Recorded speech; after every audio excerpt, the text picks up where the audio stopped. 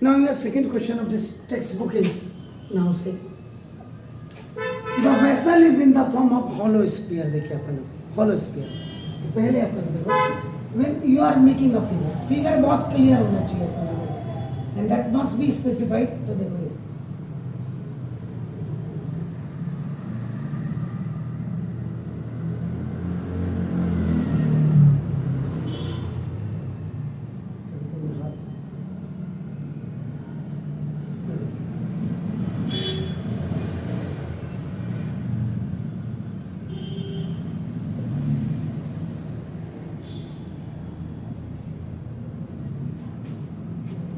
the vessel is in the form of hollow sphere mounted by hollow cylinder.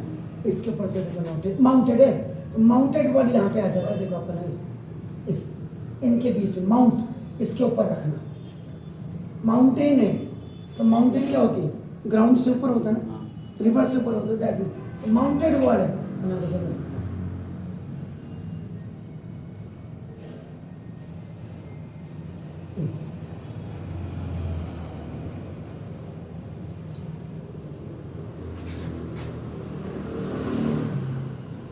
ये हो गया sir figure.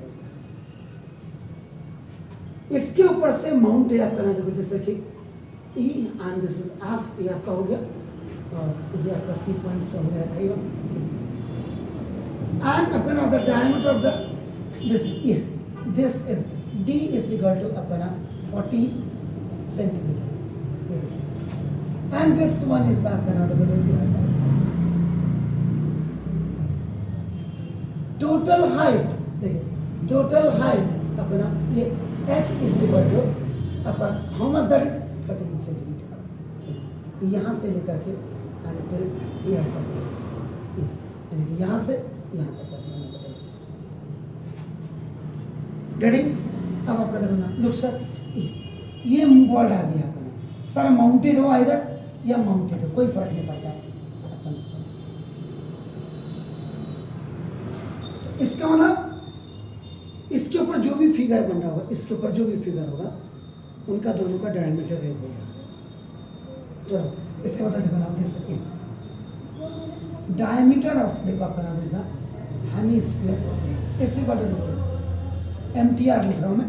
Diameter of आपका नाम देखो देना सिलेंडर हॉलो है आपका, देखो ना ये इस इक्वल टू आपका क्या होगा डी इस इक्वल टू आपका 14 सेंटीमीटर. दिस तो आपका देयरफॉर अपना ए रेडियस ऑफ हॉलो है हम आपका इज इक्वल टू हमें हेलो हॉलो या hemisphere is equal to sorry ना ये रेडियस ऑफ सिलेंडर, और आर इज इक्वल टू अपना डी बाई 2 14 बाई 2, ये आपका देखो 7 सेंटीमीटर. तो ना ये दिस पोर्शन इज इतना आर इज इक्वल टू अपना 7 सेंटीमीटर हो गया, या इधर से आर इज इक्वल टू आपका 7 सेंटीमीटर हो गया. Is it clear sir? Getting my points? Sure sir. अब आपका ना this is the total height of vessel. Actual जो वेसल है it is just the combination of hemisphere plus cylinder है sir. So ना देखो दिस, तो this is h is equal to now 13 centimetre. ये गिवन है सर, g का मतलब गिवन है. तो ना डियर फोर देखो ना हाइट ऑफ सिलेंडर आप निकालेंगे. आपको देखो height of cylinder h is equal to h minus ना देखो this radius from this whole. Now you are just subtracting this one, so you will get this one. ये actual में इतना portion आपका जो देखेंगे आपका h आपका माइनस r, ये आपका इक्वल टू आपका देखो h हो जाएगा. टोटल हाइट में से इतना आपका ये रेडियस आप माइनस कर देंगे तो ये आपका आ जाएगा. तो ना देखो हाउ मच सर 13 माइनस 7 ऐसे काटा 6 सेंटीमीटर. तो देखो अब ये आपका जो है h is equal to h minus r हो गया, and now this the 6 centimetre हो गया सर. तो फ्रॉम हियर टू आपका ना हियर ये आपकी इतनी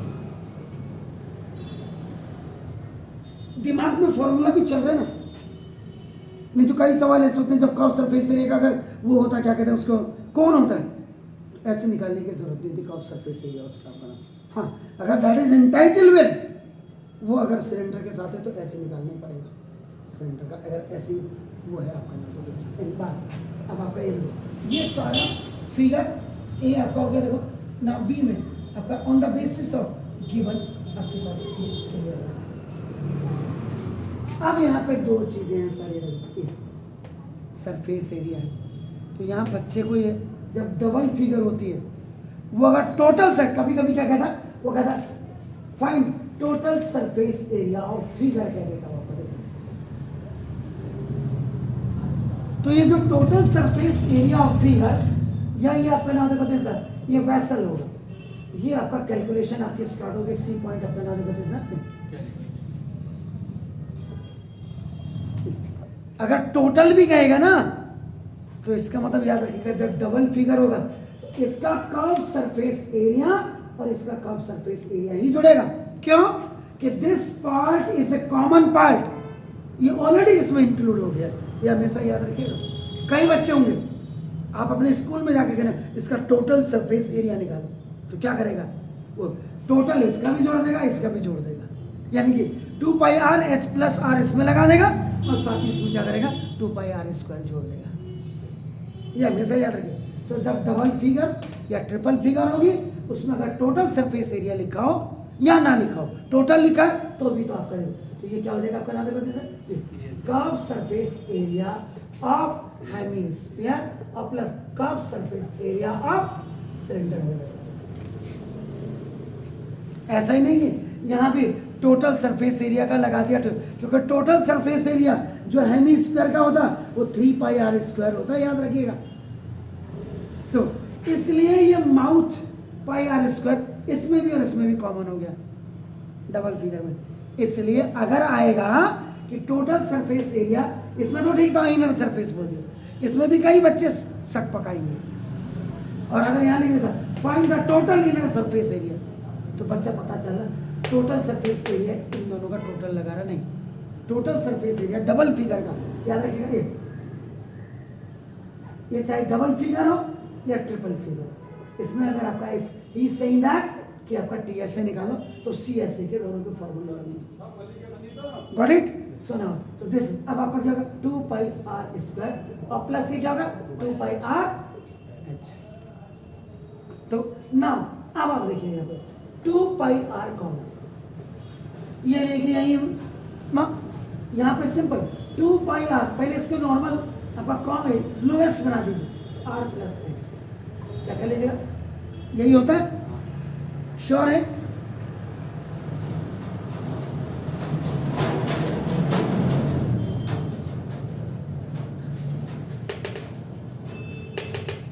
टॉप सरफेस एरिया हेमिस्फीयर क्या होता है 2 पाई आर स्क्वायर। और ये आपका, अब आप देख रहे हैं ये किसके इक्विवेलेंट होगा, total surface area of cylinder.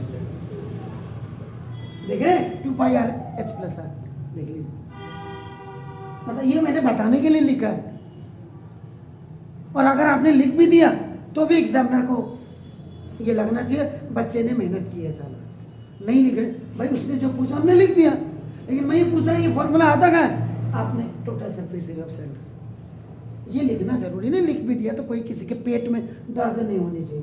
तो ना 2 into 22/7 into R is what, radius क्या है 7 आपका देखो, और ये आपका क्या होगा 7 प्लस 6, हाइट देखो इसकी क्या है सिलेंडर की, इज इट क्लियर सर? 7 से 7 का लॉस हो गया, तो ना दिस, तो 44 इंटू 13, तो 13 4 जा 52, 5 13 4 जा 52, 52 और 5 57। दिस इज द अपना, तो टोटल टीएस से आपका ये हो गया सर, आपका चेक कर लेना कहीं गड़बड़ तो चेक, ठीक है। तो ना इसका मतलब आपका ना देखो दिस है, तो ये inner surface area of vessel is equal to 572 centimetre.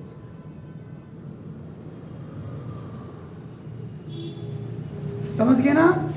Total surface area कहेगा तो कब सरफेस एरिया ही निकालेंगे दोनों का, क्योंकि ये क्या है डबल फिगर है, सरमाउंटेड है। जब सिंगल फिगर होगी तब सीएसए अलग होगा, TSA अलग होगा, वॉल्यूम अलग होगा. In single figure, all will be separate, but in double figure and triple figure, TSA is CSA of one plus CSA of another one. Sure, sir? Please do it, please.